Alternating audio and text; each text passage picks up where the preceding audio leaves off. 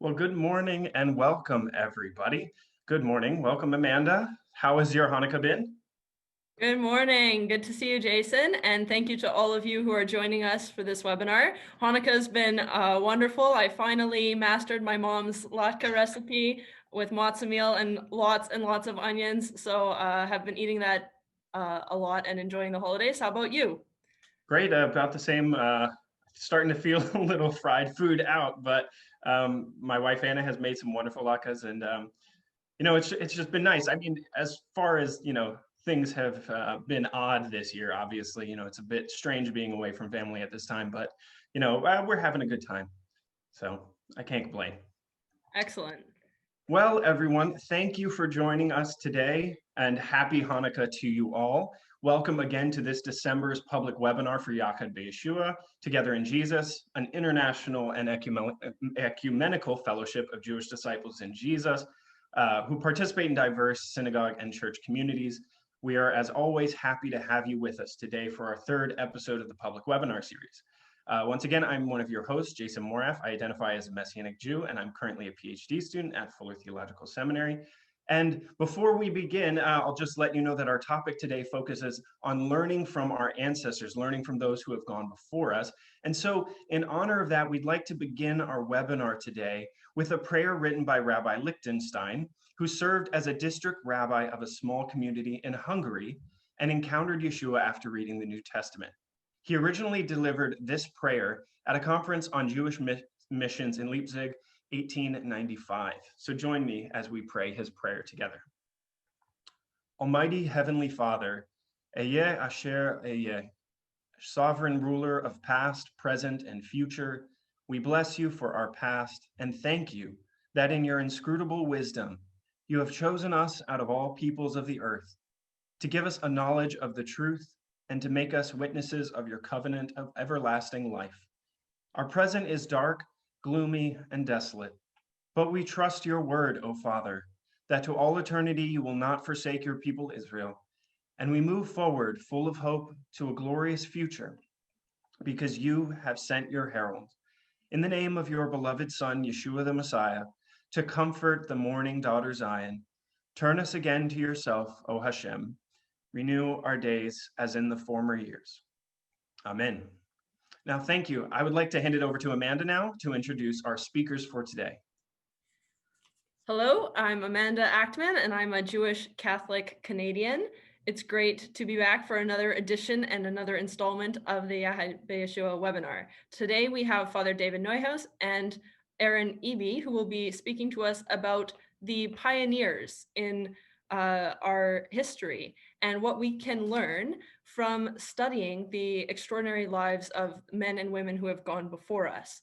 In the webinar, we're also going to have a testimony, a story by Dr. Jennifer Rosner, who's going to share her journey of faith, and that will be pre-recorded. However, she will be joining us to receive your questions. So as usual, please submit your questions throughout the course of the presentations and the testimony, and we will look forward to a lively Q&A session when we will present those questions to our presenters.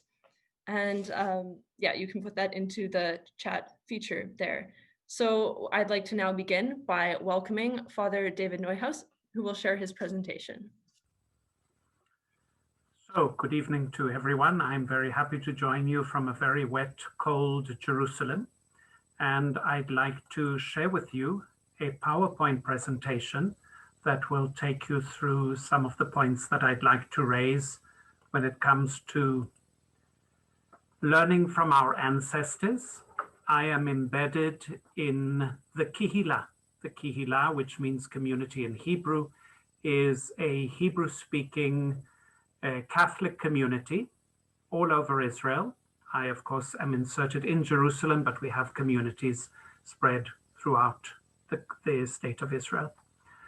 So I'd like to start by saying that I think that there is something wonderful about living in a church that is very sensitive in recent years to the Jewish people and to our Jewish heritage. I say this is the blessings of the modern age, blessings that, of course, we all know only too well were not shared in the past. These huge changes took place in the 1960s, and in the light of those changes, we can see here the popes, the heads of the Catholic Church, engaging with the Jewish people. 3 pictures at the Western Wall. The central picture, John Paul II, with Rabbi Melchior. And it all began, in fact, with Pope John the 23rd, up there, the black and white picture, with Jules Isaac, a survivor of Auschwitz, who really insisted to Pope John the 23rd that the teaching of contempt needed to be reversed in the Catholic Church and become a teaching of respect. And I think that we're working on that. So, coming to faith as a Jew, of course, I think that many of us who are participating this evening know what that means. I want to stress that for me and for our community, we also are very grateful to Gentile witness to Yeshua, without which we would not have come to know Yeshua.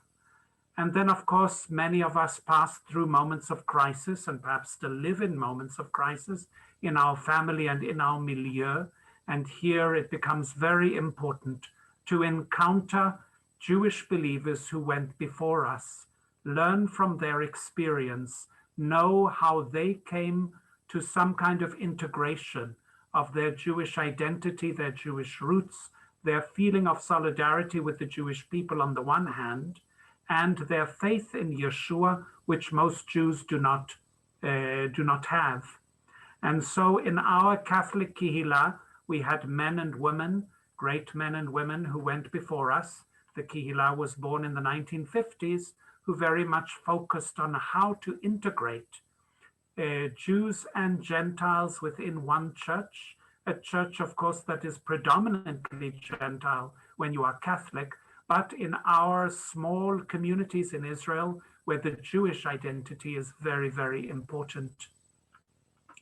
Our founding fathers and mothers, and here we see a picture from the 1960s of the Jerusalem Kehillah, our place of worship. You'll notice very different from what one might conceive as a Catholic church. No images, very stark, but very prayerful. And then a collection of our founding mothers and fathers around our bishop. Again, a picture going back to the 1960s. And so what they were very interested in founding was, of course, a Catholic Kehillah. Yes, we believe in Yeshua within the Catholic tradition, but with a great and profound and constant awareness of our Jewish roots. Of course, living in Israel makes it a little simpler because we are not faced with an overwhelming Gentile milieu. We speak Hebrew, that is the language of our daily lives. It's the language of our worship. And of course, Hebrew unites us with the Jewish people. We are Israeli, part and parcel of the Israeli world, and our search for enculturation is within that Jewish world. Of course, we need to be very concerned with transmitting the faith from generation to generation. Our children are generally integrated into Jewish secular schools, and our mothers and fathers set us on a path to try and find a way in which that Jewish secular Israeli environment can permit one to continue believing from generation to generation. Very insistent on an ongoing relationship with the Jewish people. We don't want to live in a ghetto. We want to live completely integrated in a society where the majority are Jewish. And of course, at the same time, in deep solidarity with all the Christians of this land and all people of this land, interested in always witnessing to justice and peace so that our society can be one that we are proud of. In the short time that remains, I'd like to just give a taste of some of the Jewish Catholic founders of our community. Again, our community was founded by a communion of Jews and Gentiles coming together as a Catholic, Hebrew-speaking Israeli community, very much honoring our Jewish identity and roots. And so one very wonderful founder of our community, Daniel Rufhazen, a Polish Jew who lived through the terrible years of the Second World War, through the Shoah. He was in hiding A very fascinating story. After the war in the 1950s, when many Polish Jews came to Israel, he too, very strong Zionist, wanted to also come to Israel. By that time, he was baptized, he was a priest, he was a Carmelite monk, and his demand to be recognized as a Jew was formative for the state of Israel. He, in fact, was not recognized as a Jew, but was recognized as someone who had saved Jews during the Shoah. And his dream was really to reinvent the early Jewish Christian kihilot of the first centuries. Another great figure of our kihilot was a man whose origins were in Hungary, a Jew who had moved with his family to Egypt and then educated in France. Not a believer, not a practicing Jew. He had encountered Yeshua and become a Dominican priest. And he, in fact, came to Jerusalem, came to Jaffa in the mid-1950s and founded the first Kehillah, the first Hebrew-speaking Catholic community in Jaffa, and then moved on in 1960 to found a Dominican community very much focused on the study of Judaism, the dialogue with the Jews called St. Isaiah House, where he also founded the Kehillah of Jerusalem. Bruno Hussar was one of the fathers of the Second Vatican Council, involved in formulating the new teaching about the Jewish people. And again, a man always witnessing to justice and peace. He was the founder of a community, Neve Shalom, where Jews and Arabs lived together, Israelis and Palestinians, in Israel. And he is buried there in that community, that kind of a kibbutz, just outside of Jerusalem. Another luminous mother of our community, Rina Geftman, originally a Jew from Russia who moved to France. There she encountered Jesus and came to live in Israel at the end of the 1960s, a radiant witness to how one can be a joyful Jewish Catholic, teaching on Bible, Judaism, and church, and nurturing loving relationships both with the Jewish people and with Catholics and the wider Christian world. These, our mothers and fathers, have shown me and many of my generation and future generations the possibilities of integrating our identities both as Jews and as Catholics. And here, finally, I give some literature that might be of interest, a book written by Bruno, a book about Daniel, but also other modern Catholic Jewish pioneers, Saint Edith Stein, one of the patron saints of Europe, a German Jewish Catholic Carmelite nun who was killed at Auschwitz and has become an icon for many of us who are Catholic Jews. The pioneers at the Second Vatican Council engaged in the change in teaching, and a wonderful book called From Enemy to Brother that I highly recommend, that will talk about many of the Jewish Catholics involved in those seminal moments, like John Österreicher and Gregory Baum. And finally, also the figure of Cardinal Jean-Marie Lustiger, Jewish, Polish, French, Cardinal Archbishop of Paris, another seminal figure as we live now our identities as Catholic Jews. And for those that are interested in more information about the Kehillah, we have a very, very active website that can be consulted for history, for the individual autobiographies of our mothers and fathers, and the activities as we continue to live our lives in the state of Israel today. Thank you so much for sharing with us, Father. As somebody who grew up in the Messianic Jewish world in America, I'm already thinking about ways in which we can learn from those you shared with us and the community you shared with us. But we'll return to that later. And for those of you who are wondering, don't worry, we will send out some of the resources, some of the links that the Father has shared with us today. But At the present, I would like to invite Aaron Eby from First Fruits of Zion to share about the Vine of David Luminary series. So Aaron, when you come, would you tell us about who these luminaries are and give us some examples of some of the materials that you all have published?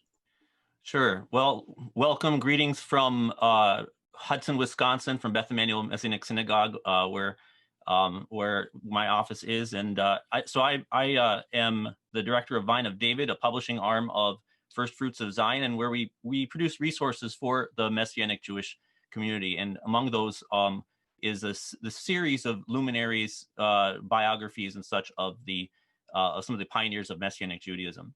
Let me just share my screen, and you can see, let's see here. So at Vine of David, we are using the term luminaries to describe Jewish disciples of Yeshua who envisioned or pioneered Messianic Judaism. So that is to say a uniquely Jewish expression of faith in Yeshua. Now, Messianic Judaism as we know it today exploded onto the scene in the 1970s. But for our Luminary series, we're interested in what happened before that. What I would say before the 6-Day War. The term Messianic Judaism was first coined in the late 19th century.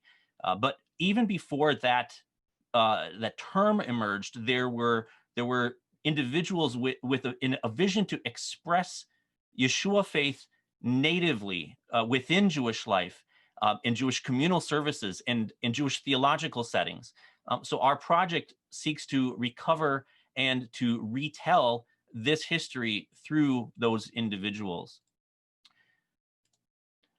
So, for example, Paul Philip Levertoff was a Hasidic Jew. He was born in 1878.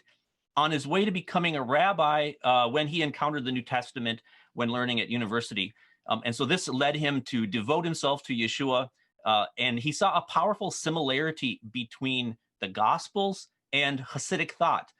During World War I, being a Russian national living in Germany, he was under house arrest. But he was able to make good use of his time because the University of Leipzig commissioned him to write a treatise on Hasidic Judaism. And this book was entitled The Religious Thought of the Hasidim. It was written in German. It was published in 1918. And Levertoff took the opportunity to make the book not just an academic inquiry into comparative religion, but it was also an attempt to work out a Christian Hasidic theology. In 1923, he published a short version of the book in English entitled Love in the Messianic Age. And this is what Vine of David republished in 2009. And later, we translated his complete work from German and published that along with an extensive biography in 2017. Over the years, we've published several other works, including The Everlasting Jew, selected writings from Isaac Lichtenstein, Testimony to Israel, writings by Chaim Yedidia Poljak, or you might know him as Theophilus Lucky, Siege of Jerusalem, and Window on Mount Zion. These are two books by Pauline Rose. And I wish I had an hour or a couple of hours to go into each of these stories because they're so inspiring and they're so fascinating and really so integral to the formation of Messianic Judaism. Most recently, we released Brahm at the beginning of 2020. And this book is a compilation of the life and works of Abram Poljak. Poljak was born in 1900 and is really, truly the pivotal figure of Messianic Judaism in the first half of the 20th century. In fact, it really is the inspiration for our Brahm Center for Messianic Jewish Learning in Jerusalem, because he really was a unifying figure in a hub that brought together people who were inspired by this vision of Messianic Judaism in Jerusalem. So he was a Ukrainian-born Orthodox Jew. He was a musical prodigy, and he played violin for the Tsar at the age of 8. And as a young man, he moved to Germany and he took work as a journalist. The writings of Leo Tolstoy actually piqued his interest in Yeshua as an ethical teacher. But he really truly came to faith in Yeshua as Messiah only after interacting with Christians who helped him reconcile the idea with his Jewish identity. So after a miraculous release from a Nazi prison, which is a fascinating story in itself, he immigrated to Israel between the wars, and he contributed to pioneering the 20th century Messianic Jewish movement there and abroad. He was the founder of the first Messianic Jewish synagogue in Jerusalem, and he started the first Messianic Jewish publishing house, and he planted Messianic Jewish colonies in Israel, in France, in Switzerland, in Germany, and in England. So now we're in the process of compiling and translating and editing material on Rabbi Daniel Zion, who is one of the chief rabbis of Sofia, Bulgaria during World War II, and a member of Abram Poljak's fledgling Messianic Jewish community in Jerusalem. And there were many other important figures that we're researching and collecting material from, including Moshe Emanuel Ben Meir and Yechiel Tzvi Lichtenstein, Israel Pick, another important figure that people don't know much about, and Agnes Waldstein. So there are many, many, many people. So here's some pictures of the inside of my family sukkah this year. You can see the portraits of the luminaries displayed on the wall.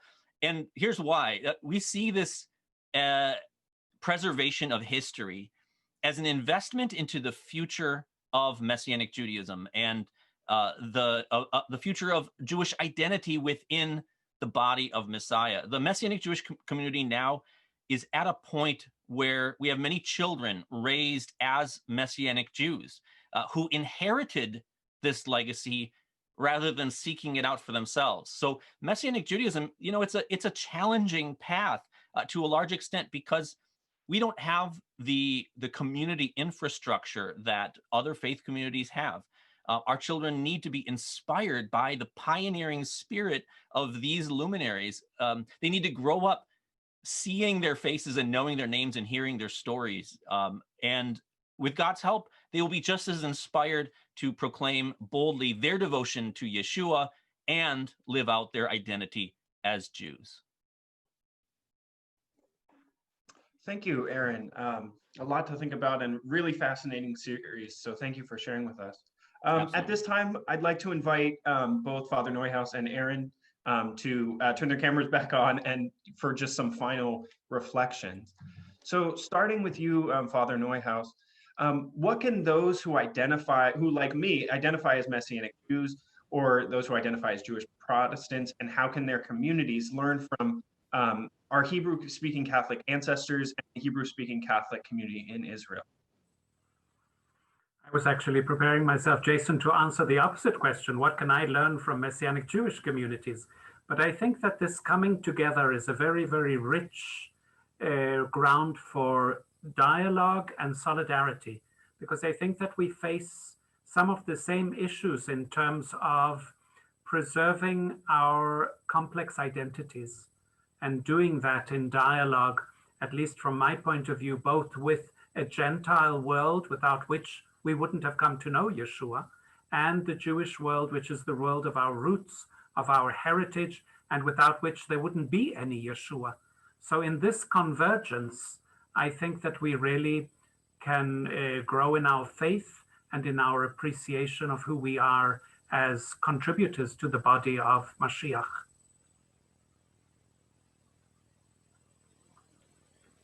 Thank you so much. And Aaron, would you be able to share a little bit with us about what Jewish Christians from other various denominations can learn from these Messianic Jewish luminaries?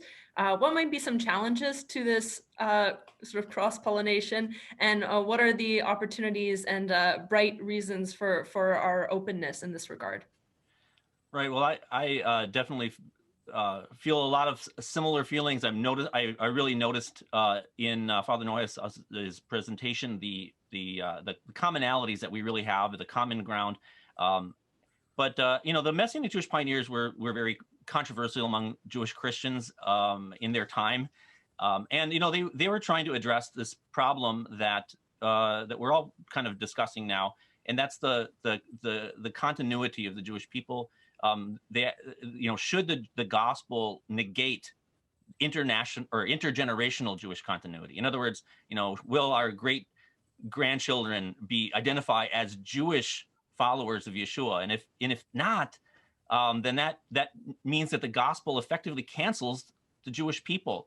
And so, we're both coming at this from different angles, trying to address that issue. And the luminaries, this is what was happening in their time as Jewish missions were very successful. But they saw Judaism and in its way of life as the key to preserving Jewish continuity, and so envision that form of Judaism rooted in the Jewishness and Messiahship of Jesus. Thank you, Aaron. It's a lot to think about. So if you, like me, have further questions for either of the speakers, please feel free to write them in the Q&A.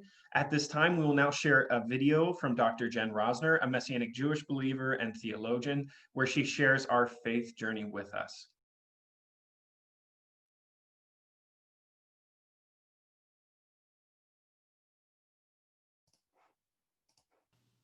Well, hello everyone. It's an honor to be with all of you today. I have been asked to share about my own story and journey with regard to being Jewish and being a follower of Messiah. So I thought I would just give you an overview of my story and kind of hone in on specific moments and events that were really significant. So I was raised in a Jewish home in Lake Tahoe, California. So both my parents were raised in some form of the Jewish community in Los Angeles. And then they got married and moved to Lake Tahoe, which is where I was raised. And there, at least back then, there was not much Jewish community to speak of in Tahoe. There still is actually one Reform temple here that my parents were not that interested in. So we had a fairly strong Jewish identity in our home, and I had a fairly strong sense of what it meant, at least at the time as a child, to be Jewish.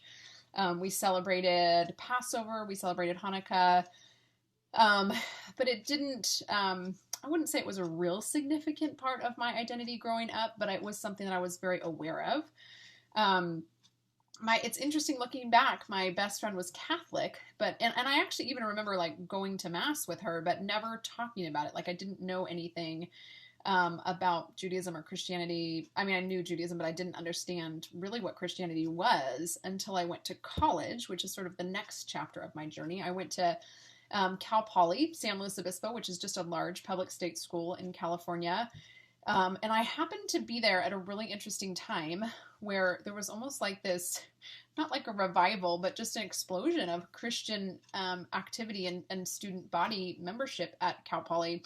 So for example, the Campus Crusade chapter went from 30 people to 1,000 people in a 5-year period. And that was the time that I was there. So there were just a lot of Christians there and a lot of like Christian campus ministry and energy. And so it just so happens that my randomly assigned freshman roommate was a strong Christian, as was my next door neighbor in the dorms, who became my closest friend in college. And so it's fascinating to look back to realize that I never actually heard the gospel. Like I did not know who the person of Yeshua was until college. And so college for me became a real wrestling time with the claims of Messiah. And I felt this real bifurcation between my Jewish self and all of these Christian friends that I had. And so, for example, I went to the Hillel meetings on our campus a number of times, and I just was like a seeker. Like I just had so many questions and all these like theology and God and identity, and Hillel was not talking about those things. Like it was very secular, and it just was not, the conversations there were not the conversations that were energizing for me. I started attending church really because I didn't like being the only kid in the dorm room on a Sunday morning my freshman year. And my roommate just went to a non-denominational church. I went there with her a handful of times, and then she started attending a vineyard church plant, actually. So it was very new. A lot of young people, most of them were also like Cal Poly undergrads. And it was really once I started going to the vineyard church with her that I just had this desire to press into the conversations that were being had there, the sort of spiritual life that I saw in these vineyard Christians. So I started attending church. I did like a summer project with them. I did like a reading, like a book club kind of thing with the vineyard church there. Interestingly, on Dallas Willard's book, The Spirit of the Disciplines, which has been a very influential book for me ever since. And so it was my last year as an undergrad that I felt like through a series of events that people have kind of tried to ask me to pin down, and it's very hard for me to pin down, I basically just came to a point where I believed that Yeshua was who he said he was. And so that caused me to change direction radically. I was a political science major as an undergrad, and I was planning to go to law school. I wanted to be a Supreme Court justice. And I just scrapped that whole plan, and instead I went to divinity school. So that's kind of the next chapter. I went to Yale Divinity School to do an MDiv right after. I actually took a year off, and I read through the whole Bible, and I read every theology book I could get my hands on. And then I went to Yale, which was just a fascinating place to be digging into Christian theology. So I became especially passionate about the theology of Karl Barth, who's a 20th century Protestant Christian theologian, one of the bigger Christian theologians, and just was fascinated. And what happened was that I didn't know how to reconcile these two parts of my identity. And so when I became a follower of Messiah, I essentially just set aside my Jewishness because I didn't know any other Jewish followers of Messiah. I didn't know anything about Messianic Judaism. Nothing. So I just kind of set that aside and went into the church world. I became a believer in the context of this vineyard church as an undergrad, and I bounced around to a number of different churches once I got to Yale. I ended up in an Episcopal church, which I liked a lot. But it only makes sense in retrospect to me why I never found like a church home or a denominational home. So Yale was just a time for me of deepening my understanding and my passion for Christian theology, really. And it's where this sense of vocation came for me that, like, yes, I want to study and teach theology in some form for the rest of my life. And it was actually my last year at Yale that the Jewish piece, which I had kind of buried, kind of just put on the shelf, began to re-emerge through my relationship with my cousin at the time. So I was in New Haven, Connecticut. She was living in New York City, and she was going through Orthodox conversion. Her father was Jewish, her mother was not. And so we would meet up, and I would share with her all this stuff that I was learning about Christian theology and spiritual disciplines, and she would share with me this whole process of conversion and meeting with the rabbi. And it was really through my relationship with her that this whole Jewish piece began to come back up, and I started to have a sense that maybe I had left something really, really significant behind in my sort of pursuit of Christian faith. And so that brings me to the next chapter of the journey, which was I went on to Fuller Seminary to do my PhD because I was so passionate about theology, particularly Karl Barth. And it was once I showed up at Fuller and I told my doctoral advisor, who turned out to be this really significant person in my life, that I was Jewish. And he paused, and he was kind of the first person who told me, like, Jen, that matters, and that impacts the way that you do Christian theology. And he said, you need to meet my friend Mark Kinzer. And so I don't know for how many of you this applies, but meeting Mark Kinzer changed my life. And I've met plenty of people who, like, there's like the before Mark and the after Mark chapters of their life. And so I met Mark, and Mark assured me that there were lots of other people like us out there. And basically what happened is that my entire academic trajectory started to like filter into Jewish Christian relations, the Jewishness of the New Testament, the way in which Christian thought has historically had all of these problems and still does with regard to its relationship to the people of Israel. And so once Mark came on the scene, my entire doctoral project, my dissertation, became all about these questions, and particularly Jewish Christian relations in the 20th and 21st century. And I also started to, Mark was also just this wonderful mentor, and he still is to this day in terms of like, what does this mean for me personally? And so I also was attending an Episcopal church in Pasadena when I was at Fuller, and I started attending Stuart Dowerman's Messianic Jewish congregation. It's not led by Stuart Dowerman anymore. and I would go to church on Sunday and Messianic congregation on Saturday, and eventually just more and more became comfortable over a number of years self-identifying as a Messianic Jew and realizing that this marginalized in-between movement is where I find myself fitting in. And so since then, my scholarship has continued to be in this vein, and I have increasingly just sort of embraced this identity as a Messianic Jew. I ended up getting set up with my husband on a trip to Israel in 2012, he grew up in the Messianic Jewish movement and had made Aliyah to Israel after high school. And so he was almost like this next step for me of moving in this direction. He's really challenged and pushed me in terms of Jewish observance and like putting our money where our mouth is when the rubber hits the road in terms of what does it mean to live as Jews. So we got married in 2013. We spent the first 2 years of our marriage living in Jerusalem. And we have since sort of unexpectedly relocated back to California, where we live close to my family, which is really special for me. And we kind of find ourselves in this gap between the church world and the like mainstream normative Jewish world. So we have our Christian community in Lake Tahoe, which is where we live, and we're very involved with the Chabad Jewish community here, which is especially important to my husband. And so it's kind of been this winding journey, but it has brought me to finally what I feel is a place of authenticity, where I'm not leaving behind my Jewishness and I'm not putting Messiah on the shelf, but we're really just trying to figure out what it looks like wherever we are, whether we're in Jerusalem or Lake Tahoe, to honor both of those really central key aspects of our identity. And I'm so grateful for people like Mark Kinzer, who have just been such important support to me along, and his wife Roz. And I mean, I could just name so many people who've been key mentors and friends and like fellow travelers for me on this journey that has just been so rich. And I'm excited to see where it goes from here. So thanks for the opportunity to share. And it's, like I said, it's just a joy to be a part of this organization, to be with all of you, and to feel that we're not in it alone, which is true. Thanks, everybody.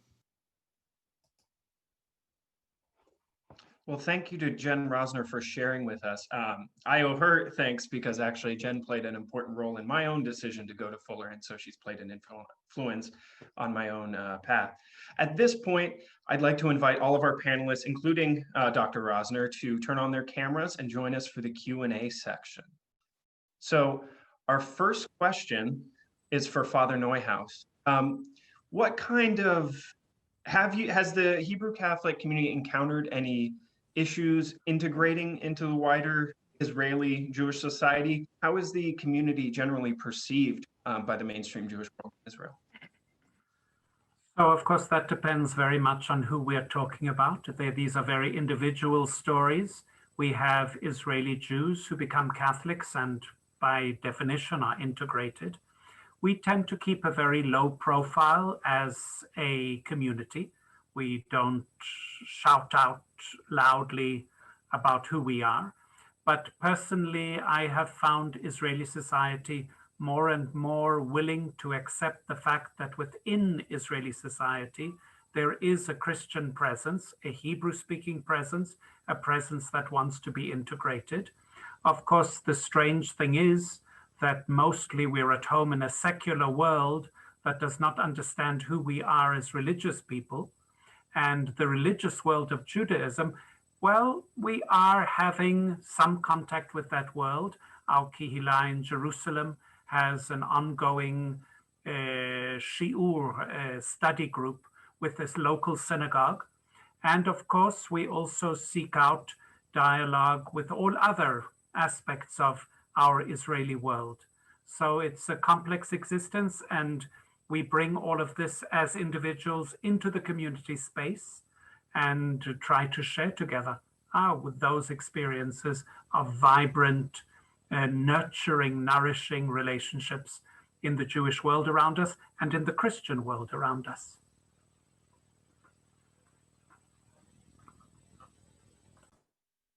Thank you. Excellent. So continue to submit your questions. I see that many have been asking for the opening prayer to be distributed, for the book recommendations, for the luminaries, the list to be distributed, for the liturgical prayers of the Kehillah to be shared. And so thank you for all of your expressions of interest. We will try to disseminate resources as much as possible in follow-up emails to those who attend the webinar. So thank you for all of those requests. It's great to see. The next question, which I'll address to both of our panelists from the interview, will be, how do you understand the meaning of Jewish identity? What criteria do you use to define it? And how fluid or inclusive is it? So I look forward to your responses there. Thank you for that excellent question. Well, I'd be willing to begin answering that question. As you know, that question of Jewish identity is one that's discussed a lot, and it's an issue of controversy all across the Jewish world. And when you say, when you ask the question, is a person Jewish, you have to really define what it is you're trying to find out about that person, because it's a multidimensional identity. On one hand, it's a national identity, an association with a people group that transcends even religion and race. There is an aspect of it that is spiritual, a religious commitment, and there's also aspects of it that are ethnic.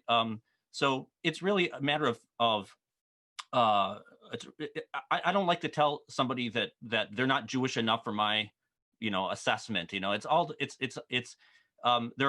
a lot of different places of integration into the Jewish community, and all of those are valid.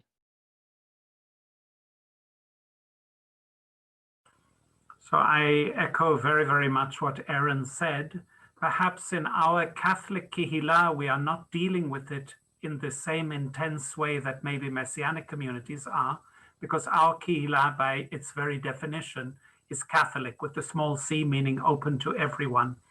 And so we don't need to face that on the community level. But of course, as I pointed out in my presentation, we have had to face that when Catholic Jews want to migrate to the state of Israel.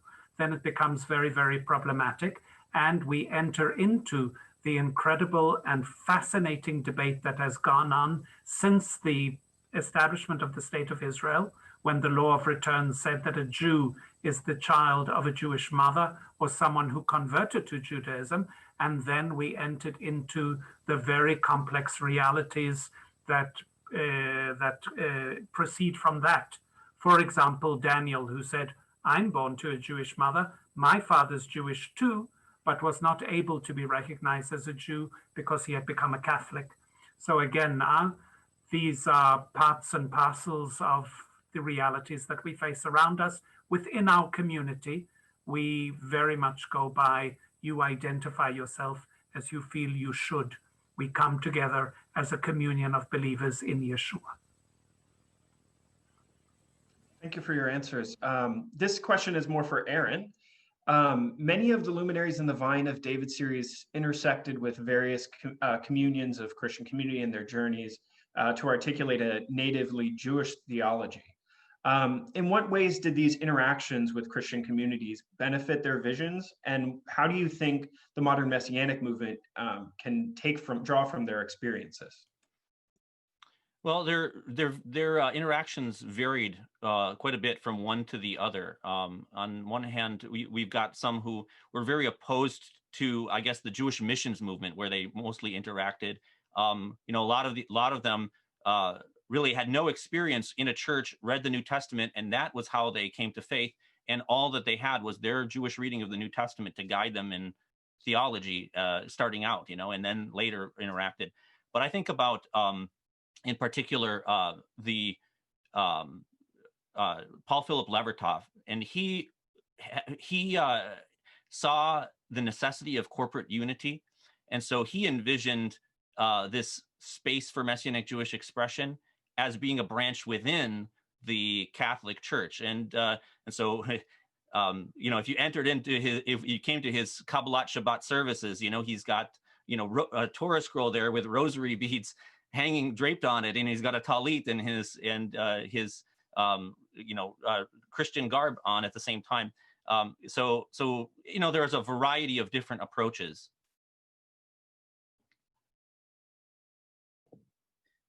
Excellent. Thank you. We've got a couple questions for Jen. So very happy that you can be with us. One person asks, "Dear Jen, thank you for sharing your story. I appreciate you sharing living in the gap of the Jewish and Christian worlds without leaving either behind. How do you help your children to integrate these two worlds?" And a related question is, how well are you and your husband accepted by the Chabad house? And do they know that you're followers of Yeshua? So if you could speak to those questions, we'll be so grateful. Sure. I'm actually here with my kids at the moment. So like, welcome to real life, 2020, all the things. But those are great questions and really relevant. I'll answer the second one first. We've had a really remarkable experience with the local Chabad rabbi and Rebbitzin, in that when we unexpectedly moved back to Tahoe and we really needed a Jewish community, we felt strongly that we wanted to be upfront with them from the beginning so that we didn't end up in some situation later where they're finding out from someone else or finding out, actually, just one second, buddy, okay?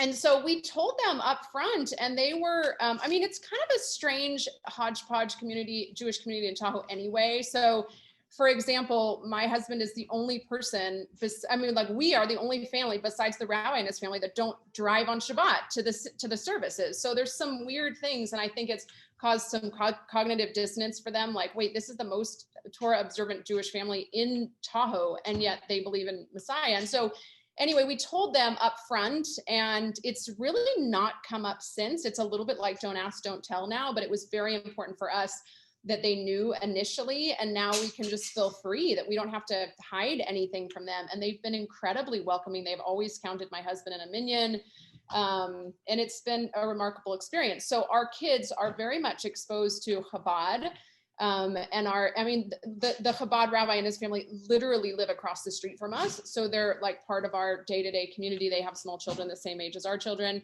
And we also have close connections with a non-denominational church here. So our kids are kind of exposed to that. But I would say that the majority of our spiritual enrichment or teaching for our kids happens in the home. And then we have these communities that we're a part of in different ways. But much of it is just in the home with us kind of teaching them what it means to be Jewish and what it means to follow Messiah and who these people called Christians are, just trying to figure it out. And we're super grateful to have both a very strong Christian community and a very strong Jewish community. And the last thing I'll say is that there's also the closest Messianic congregation to us is about 2 hours away. And since we don't drive on Shabbat, that means kind of making a whole weekend of it to go. It's in Sacramento, California, and we love the congregation there. And we try to go as often as possible this year. Obviously, for a number of reasons, it hasn't been possible, but we also consider it a joy to be kind of remotely a part of that congregation as well. Thank you so much. That's wonderful. And it's a joy to hear and see your children in the background. So wonderful. And I just want to say that Jen has a beautiful website, jenrosner.com. So I encourage you to take a peek at that, and maybe we can include that in our growing list of resources that we'll send around. Over to Jason for another question. Great, thank you. This is, I think, an open question. So to what extent do you all in your various environments has the general secular culture or secular environments in which your communities find themselves, or either the luminaries or you found themselves, to what extent has that facilitated or enabled spiritual journeys? Interesting question. I think about my own children who are going to public school, and it's interesting how being able to stepping away from their faith community has drawn more attention to their own self-consciousness as Jews, and so my children, for example, one found out she's got a Jewish teacher and was able to give a Hanukkah present and delighted them. But I think that's important. I think that interacting with the secular world, Judaism has kind of provides some guidelines for how to go about doing that in a way that you can be a light outward and certain safeguards that prevent you from being influenced in a negative way at the same time that you're being able to interact in a positive way. I would also like to comment on that, saying that our community lives a certain degree of ambiguity with regard to secularism. So what is the positive? The positive is that, of course, secular Israeli society allows us to integrate. We are able to integrate, and I do want to say this because it's, I think, the truth. It's Jewish secularism that allows for an incredible degree of diversity. And so the fact that our children can go to Jewish Israeli schools and be welcomed into the schools, those who are openly Christian, many are not openly Christian, is, I think, something about Jewish secularism that is open and pluralist. Secularism, though, also takes a terrible toll because it's very attractive to our children who want to be like everyone else. And so we have had enormous difficulty, and we invest enormous effort in transmitting the faith, making the faith relevant to their lives in secular Jewish Israeli society. And that is no simple issue. And so what we suffer from more than anything else as Catholics in Jewish Israeli society is assimilation, as our children really in their droves assimilate into Jewish secularism, I would say even Israeli secularism. And the challenge is then to make faith even more a conscious part of their identity. And the key, as far as I'm concerned, is to make faith a joyful expression of life. We have only too little joy in secular society. And I think that by focusing in on joy and allowing our children to experience joy in the Kehilot is perhaps the only antidote we have to full assimilation. Thank you so much for that beautiful and excellent answer. One more question for you, Father David, and that is, does the Catholic world know about Jewish Catholics and the Kehillah, the broader Catholic world? And if so, how do they come to know about this reality?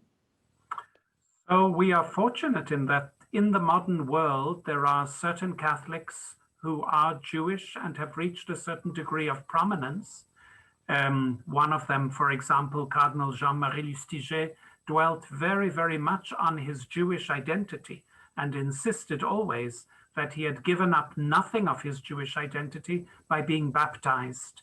And I think that what is very encouraging is that there are huge parts of the Catholic world that are very open to that today. Again, I think that it would have been true in past generations that once you became a Catholic, you said, I was Jewish. I gave that up at the baptismal font. I think that now what is so heartening is that we recognize that that would be an enormous loss for the church. Losing out on the Jewish identity of those who come into the church would be a great loss. And so I think that today there is a much greater awareness and a lot of encouragement from the official church, from the hierarchy, to maintain a sense of our identity and our roots. Thank you so much. We could go on for so much longer, but we want to keep these webinars tight. And so I'd now like to wrap things up with a couple brief announcements, and then I'll turn it over to Dr.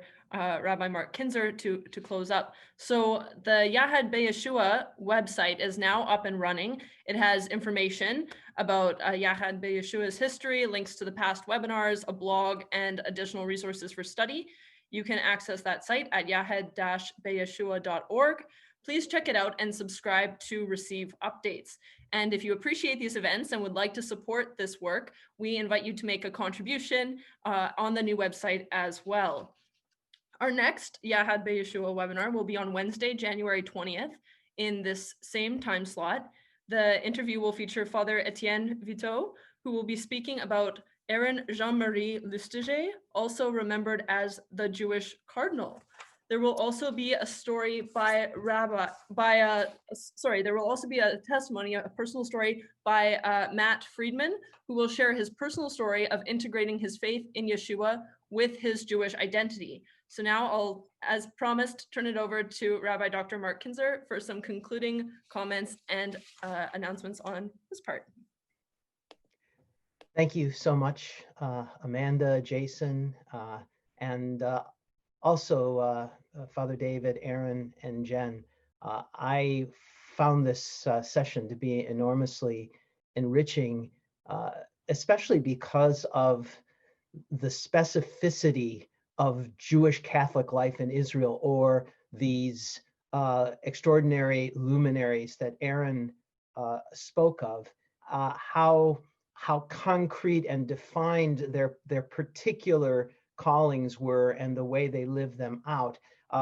One might think in Yachad BeYeshua that we're somehow going to form some kind of very loose, generic form of life for Jewish disciples of Yeshua, where perhaps all of the differences among us get watered down.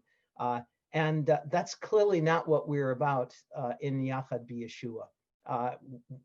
It's in fact learning to be able to appreciate these very nitty-gritty, concrete, very well-defined and different ways of living as Jewish disciples of Yeshua, and realize that each of us, whatever our particular calling and our convictions and our principles that we are unwilling to compromise on, that we can yet recognize a family resemblance here, and that we can actually appreciate and respect, and beyond that, facing similar kinds of challenges that we do, that we can actually help one another. And so I'm very grateful for all that we've heard today. And I'm really looking forward to next month's session, where we will hear more about Cardinal Lustiger from Father Etienne, who grew up in close proximity to the Cardinal and knew him very, very well personally. And so now I'd like to just close with a prayer. Avinu Shabashamayim, we thank you for the great cloud of witnesses who've gone before us, whose faith in Yeshua and love for our people Israel have made it possible for us to walk the same path that they did. May we truly learn from them. And may we be as faithful to you in our day as they were in theirs, so that those who come after us might bless us as we bless them. And we ask all of this through Yeshua our Mashiach, he who lives and reigns with you in the Ruach HaKodesh, one God forever and ever. Blessings to you all. Hanukkah Sameach. See you next time. Thank you, everyone. Bye.